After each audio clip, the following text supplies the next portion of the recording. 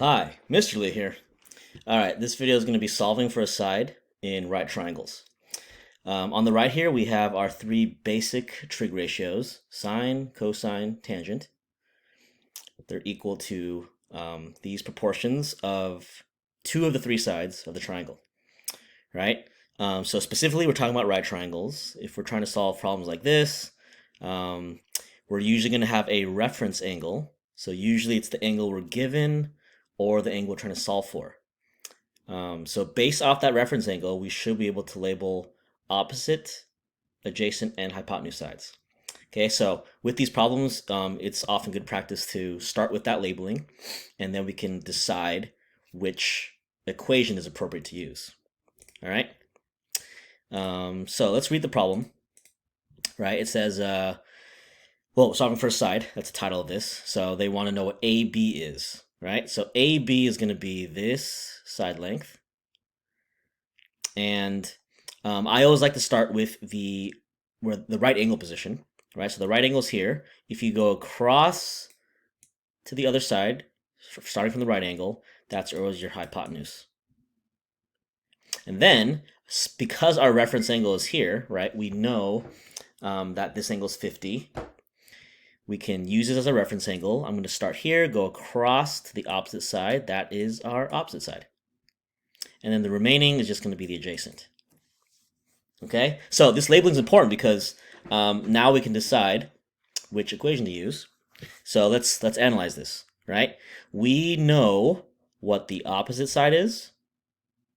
That's a 6.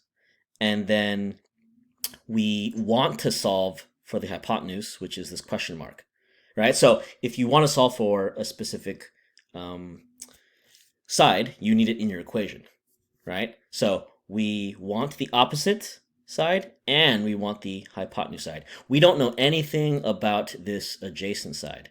So this is why we want to use the O and H combo. Okay, so opposite, hypotenuse, you look at your three choices, we want to use sine. Okay, so we're going to set this up. We're going to have sine of 50 degrees is equal to your opposite, which is the side length of 6, over your hypotenuse, which is the question mark. Okay, so take your time with this. Pause the video if you need. Right? I'm doing the sine of the reference angle, which in this case was 50, equals the opposite side, which is labeled as 6, and then over the hypotenuse, which we're going to solve for. Okay, so this is the main setup. And now we have to solve and isolate this question mark variable, right? You can label it as x or any variable you want, right? We're basically solving for this question mark or x. Okay, so this question mark is in the denominator. You know what? Let's just use x because we're used to it, okay? But we're solving for the question mark. So we need to isolate x. The problem is it's in the denominator. So the first thing I'm going to do is actually multiply both sides by x like this, right? I'm going to force it out of the denominator by multiplying by x, right? So think about it. On the right side, 6 divided by x, and then re-multiply by x, you just get 6 back. So that's where this comes in. Okay, from this step, from the first step to the next, we multiply both sides by x. Okay, we made the left side look more complicated, but at least x is no longer in the denominator. Okay, so then next thing we just have to do is divide both sides by sine of 50.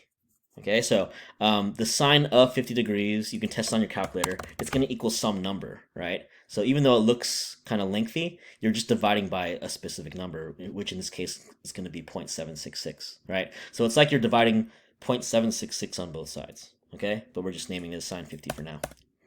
Okay, so divide this left side by sine 50, which means you divide the right side by sine 50, right? Keep it balanced. Sine 50 divided by itself simplifies to 1. That's how you get x by itself like that. Okay? So calculator already does the work for us. 6 divided by sine 50 is a 7.83.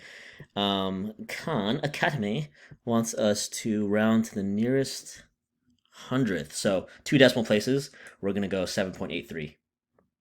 Okay? So let's see if that's good.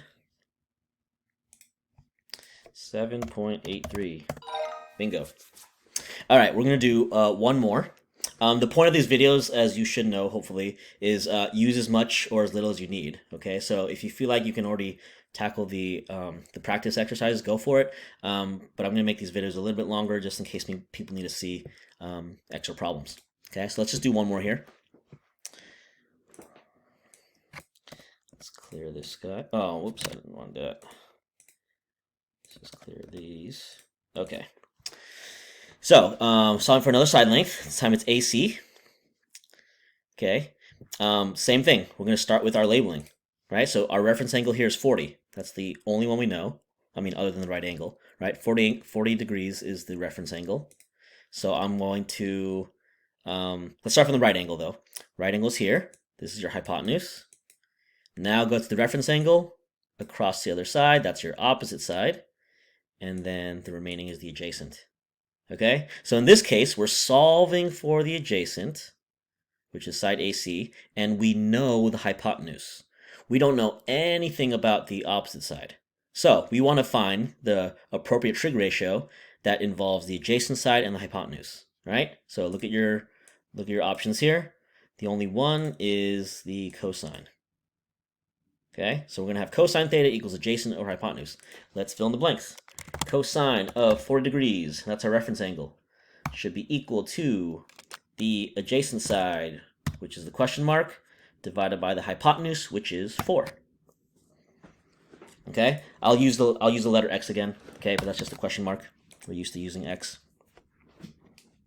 All right, so hopefully you're seeing a little bit of a difference from the last problem. This is actually the easier one, in my opinion, to solve. Okay, the x is in the numerator. Okay, it's being divided by 4. All we got to do is multiply both sides by 4, like that. Okay, look at the right side. X divided by 4. I'm going to re-multiply by 4. It just goes away. We just undid the operation, right? We kept the balance by multiplying the left side by 4. So this is just our answer, 4 cosine 40. We're going to calculate it on the calculator, and then we're good. So 4 cosine of 40 is equal to 3.06. This 4 makes it round down, so we're going to keep it at 3.06. So there you have it. Give those a try.